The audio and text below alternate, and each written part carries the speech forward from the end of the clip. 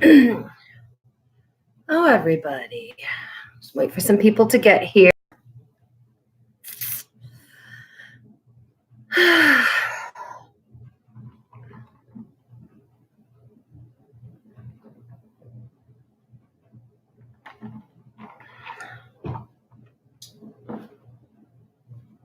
Somebody's here.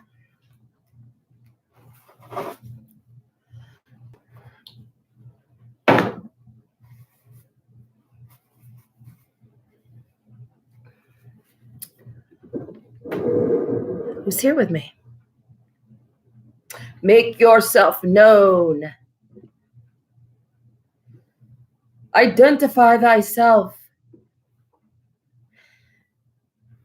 Hey, Cassie, there's you are. Girl, I tell you.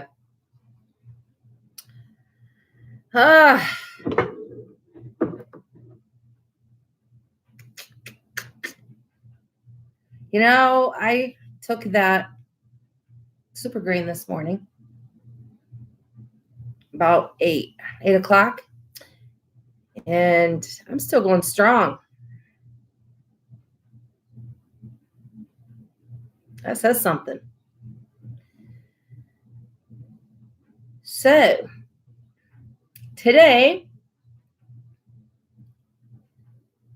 new place good? It's getting there. Yeah. It's trying to condense from 2,000 square feet down into, I don't know what this is, maybe, I don't know how big it is. A little place is quite a situation. All right, well, I'm going to talk about detaching with love today, which means if somebody, whether they are your friends, whether they are your children, no matter who they are, parents, and they are unhealthy for you, they got to go. And so, and for me, like, my children are addicts. They're older. My youngest is 23. 23? Born in 95. 24. She's 24. My oldest is 27. And my children have put me through hell. Like, you know, like I've said before, I used with my kids when they were older and my addiction got bad. And that's something that I am ashamed of. But I always want to say it. And I always want to talk about it. Because when we were in our addiction, we did things that we are ashamed of. And for me as a mother to descend and to get so low that I thought using with my children was a good idea shows the depths that we can go to in our addiction. And so when my children were older, in their teens, I started using with them. And it was only snorting pills in the beginning. And I say only. And but it got really bad. I started shooting up with them. I started smoking crack with them. I started smoking bath salts with them. And I was in such a depraved state of mind that I thought that was a good thing. I mean, I thought we were just bonding. So crazy. And so when I came into recovery, I thought that my children would follow. Like, I thought that they would, oh, mom's in recovery. Look how good. If mom can do it, anybody can do it. I'm just going to, follow suit. It didn't work that way. When I was in the halfway house, my daughter would call me and she would be all freaked out about how horrible her life was. And I just needed to run there to her and I needed to help her. And I would get all, oh God, I got to go save her. I got to go. And I couldn't even fucking save myself. Here I am in a halfway house and I'm going to go try to save you. I had to get well. And then I can be there for my kids. But here's the thing. There's a difference between enabling and being a support and being codependent. I was codependent. I refuse to be codependent now. I had to separate from my daughter because she's in active use. And I tried though. I had her come to my house to stay. She brought little Michael. He was a year old. And she said she wanted to get clean. And so we hooked her up with a sponsor. And she lasted 2 weeks and then left little Michael with me and Bernie. She just couldn't. She was not ready to do what it took to get clean. And so I knew then that we did something wrong. I should have made her go to treatment. But I'm a mother and I thought, I'm going to rescue her, even though I knew better. Like I didn't realize it's what I was doing. And now that I look back, it's like, duh, she needed to go to rehab. She needed to go to rehab and to a halfway house. I cannot be anybody's rehab. I refuse to be somebody's rehab, even if they're my children. Addiction is stronger than me. Addiction is stronger than a mother's attempt to help. I can't do it. My heart was in the right place, but I was foolish. And so, like the future, like we don't even talk. She will just disappear. And when she does contact me, it's all drama. It's all about how, and then she's like, yeah, I'm ready. But all she wants to talk about is what she used, how much she used, how she used it, and all of the issues that it brings. I sit there, I don't need to be hearing about how she's shooting meth. My recovery is precious. I cannot be listening to stories about how somebody's using drugs. I have 5 years, yes, but I'm going to tell you something. Those of you guys who've been around for a while know that it was probably, a year ago or so that I almost relapsed on bath salts because I was in a bad place. And so I can't sit and listen to that. It is triggering. It'd be triggering for any addict. I don't know about somebody with 20 years. I don't know, but I don't know how I'll be in 10 years, but I know that I don't want to sit and listen to it. And even if, listen, I always hear Bernie say, you can love someone to death. I don't want to love my child to death. Hey, Nicole. I don't want to be that mother that enables and loves my child to death. It gives them a place they can stay to overdose, to give them a place they can stay to kill themselves. I'm not going to be that person. And it doesn't mean that I don't love my kid. And there are a lot of parents out there who are afraid that if they throw their children out of their house, that their children are going to die. Well, guess what? They'll die in your house. Do you want to be the one to find that child? Do you want to be the one that has paid for that child's last few bags? I don't want to be that mother. Because then, what you're living with for the rest of your life? That guilt. I lived that life of enabling and codependency. I thought that if I was my child's friend, that I could keep them close to me. That's part of what fueled us using together. I thought that since we used together, that it was some sort of bonding experience and that I was their buddy. I lost all respect from them. I was their using buddy. I was no longer their mother. They could disrespect me. They could talk to me like I was a piece of shit, which they never did before. But that's what I deserved. That's what I was deserving. Because I was not a mother that deserved respect. Respect is earned. And I was not earning it. And so, I had to learn to detach with love. And I love my children. But I had to detach and say, I'm here. And if you want to get clean, hey, Julie, if you want to get clean and you want to change your life, I'm here. But I am not going to be in your life when you're in active use. Not going to do it.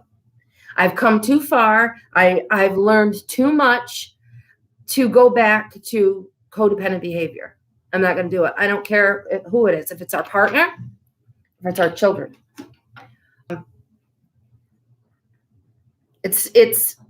I know that we love them. And I know that we love our partners. I know that we love our spouses.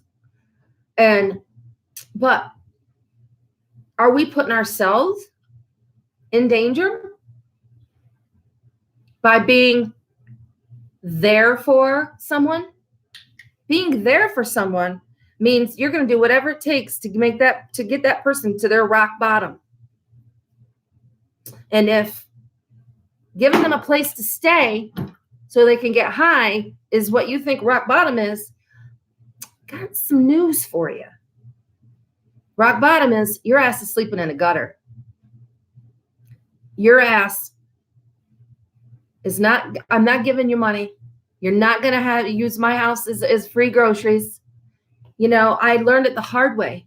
My children, my son, like before I was using heroin and using a needle, I found a needle in a spoon in his drawer, and I almost had a heart attack. I could not believe it.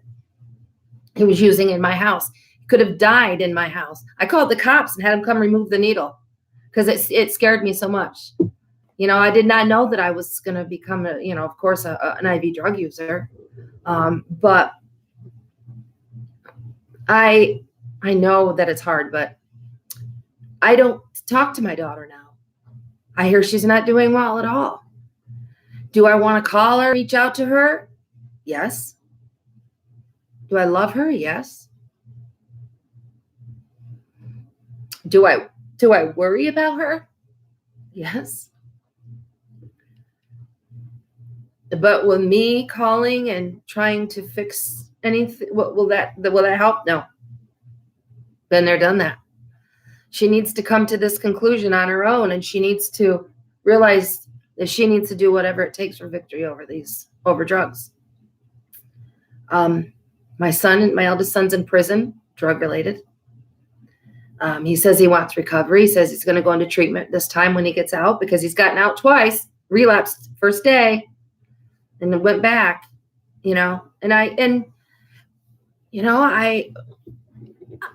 I'm supporting him. I'm supporting that decision. But the minute he gets out and he doesn't make the right decisions, I'm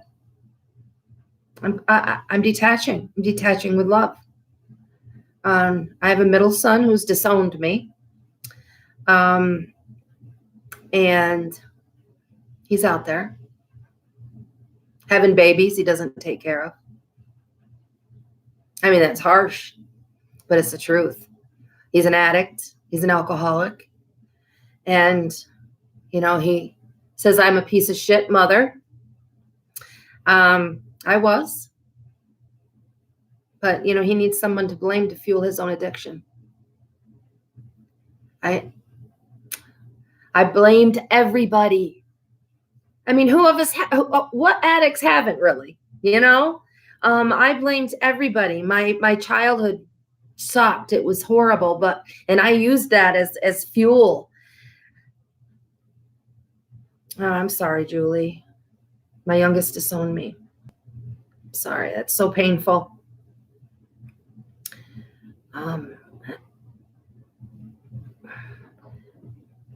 But All we can do, and all I can do, is live a life of recovery and be there when and if they change their mind. And even, or when they want recovery, whenever they, like they stop needing a reason to, like my middle son, he just, he tells people what of a horrible, I never was there. I was a horrible mother. Well, I was for the later part of, but they had love and it wasn't all bad.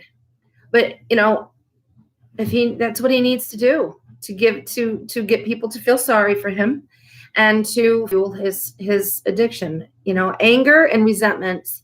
The big book says that resentments was the number one offender. And for the normal person, it's different, but for us, it will kill us. Resentments were my fuel. Oh, if you just knew what I went through, you'd understand why I have to use. If you just understood what I went through, you'd understand why I have to escape. I mean, I know other people say that, but for me, it's really true. Like I need to take 40 pain pills a day.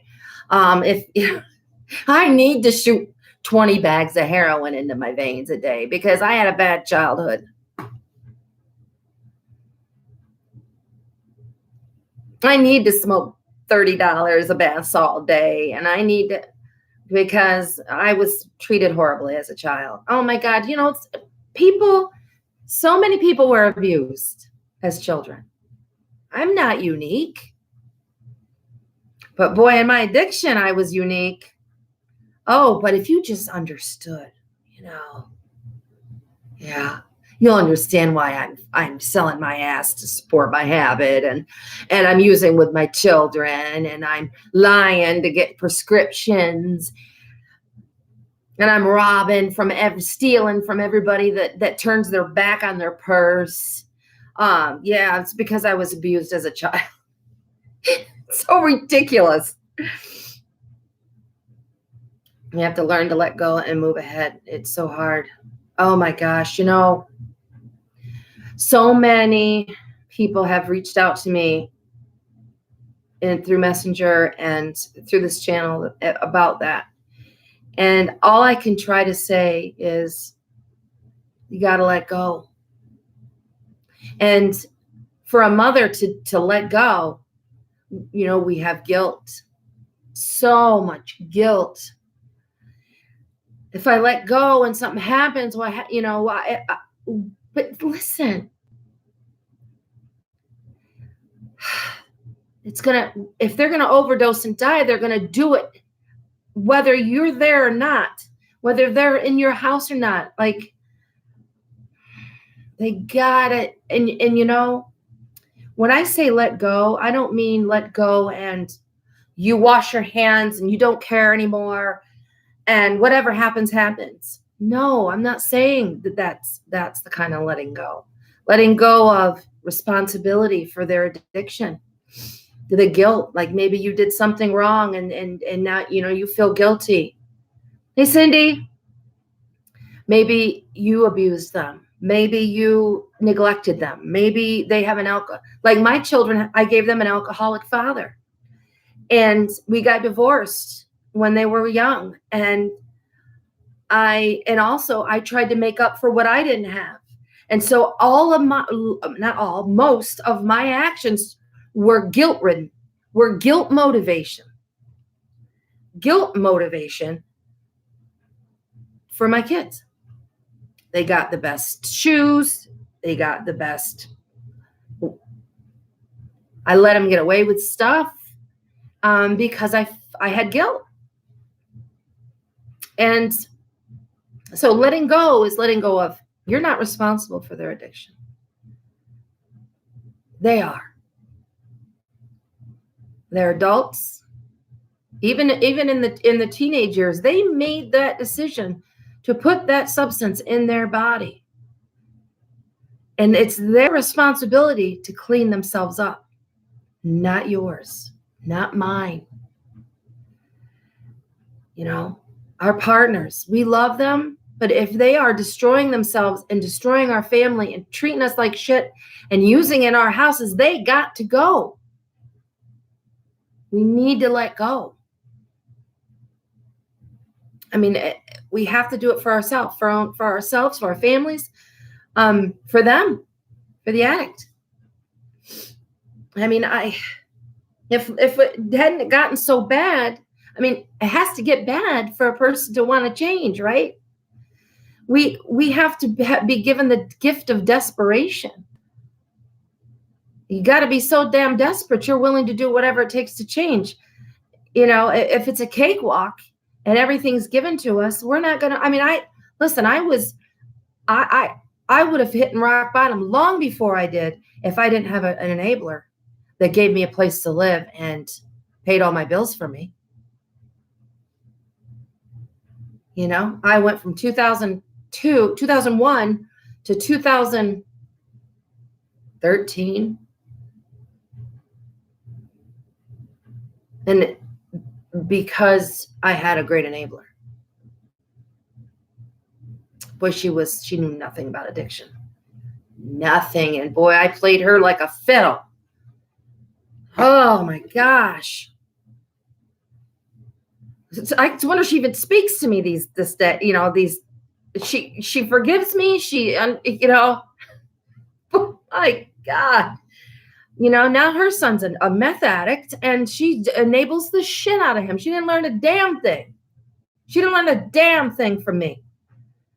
She enables the shit out of her son. Oh, he just needs love.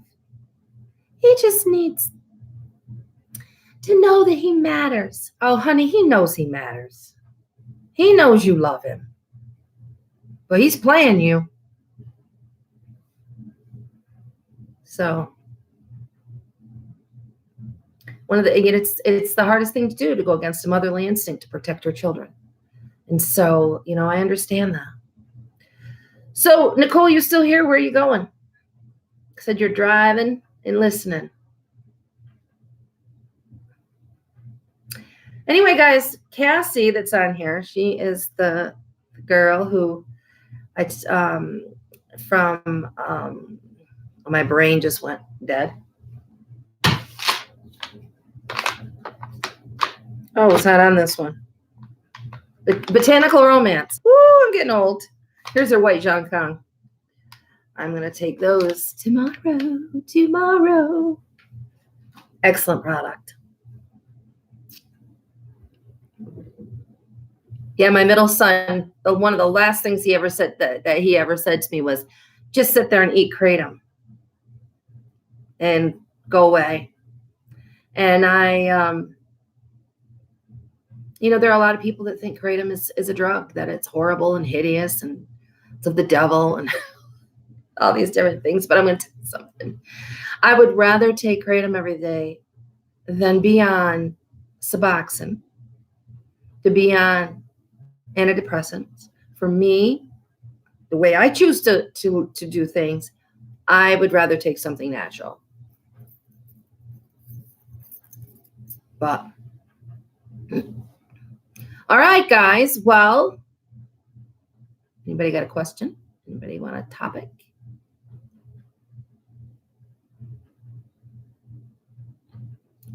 Me? Super green.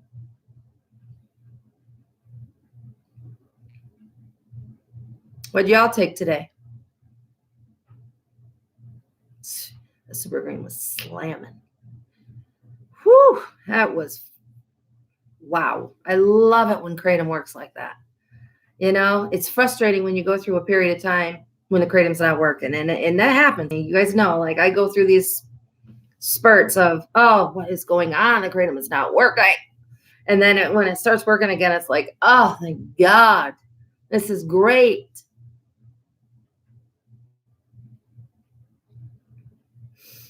Suboxone.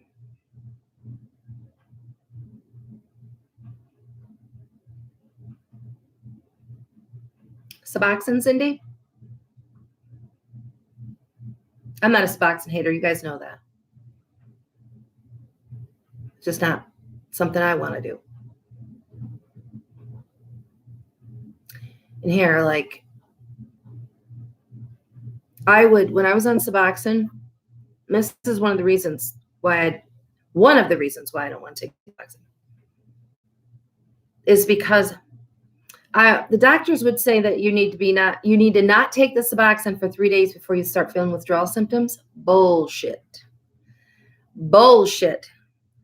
About 11 o'clock every morning, I would start getting the sweats. If I mistakenly left my house without taking my Suboxone in the morning, I'd know it about 11 or 12 o'clock. I would start getting the sweats every day. I started going through withdrawals every day if I didn't take that Suboxone at the exact same time that I did every day. And it would be like when I was on dope, you know? I was like, what the fuck is the difference if I am so physically addicted to something that if I miss my dosage time that I'm going to start going through withdrawal?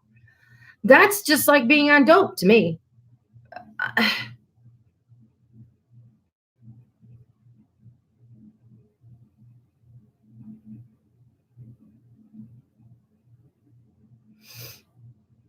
Tried White Meng Da before, but that was the only one I've tried. You've only tried White Meng Da?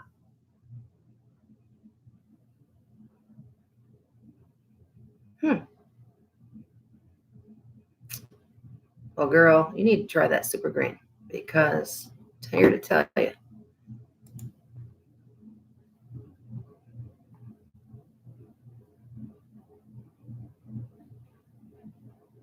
Well, I guess I'm going to sign off. You've been on 15 years. You've been on Suboxone. Wow. What is your daily milligrams, Cindy? I think the highest I was ever at was 12, but I was prescribed 12, but I didn't take 12 because I was trying to stockpile it so I could wean myself off. So I really never did take the amount that I was prescribed. Wow.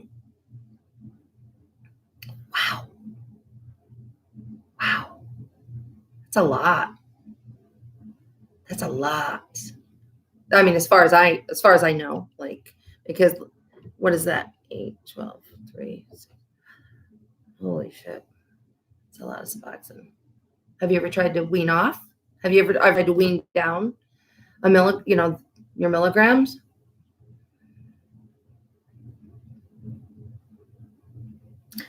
Yeah, I mean, I think the most I took on a more regular basis was a half a strip, which was 4 milligrams. And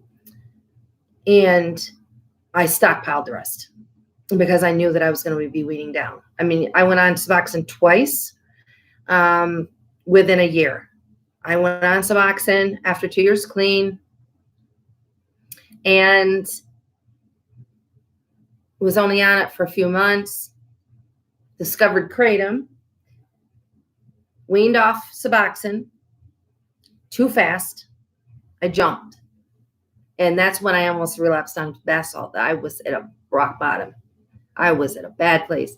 So I went back on Suboxone for a couple months, stockpile, like I think maybe about 3 or 4 months, so I could stockpile a whole shit ton of it.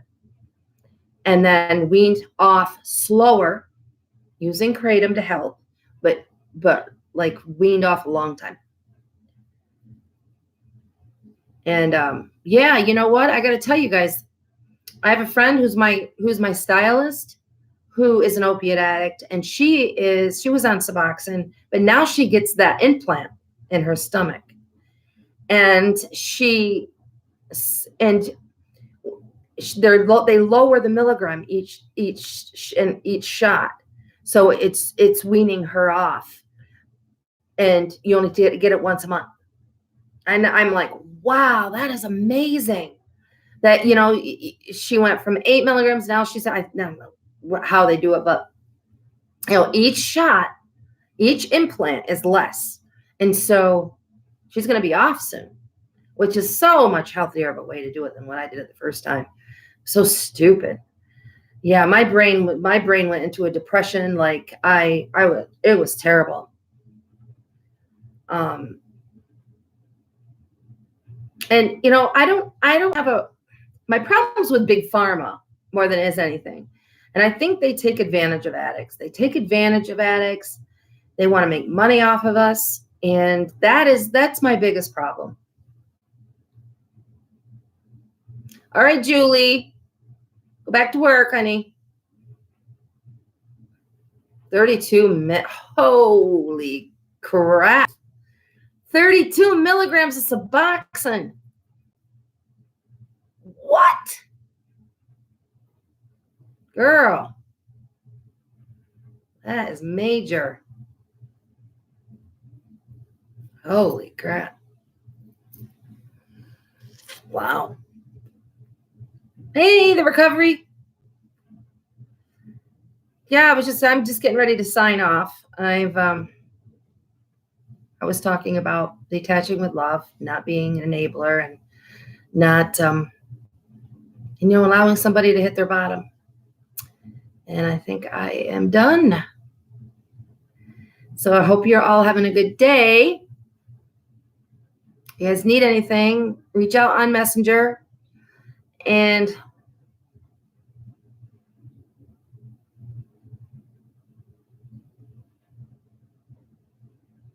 well, that's awesome, Cindy.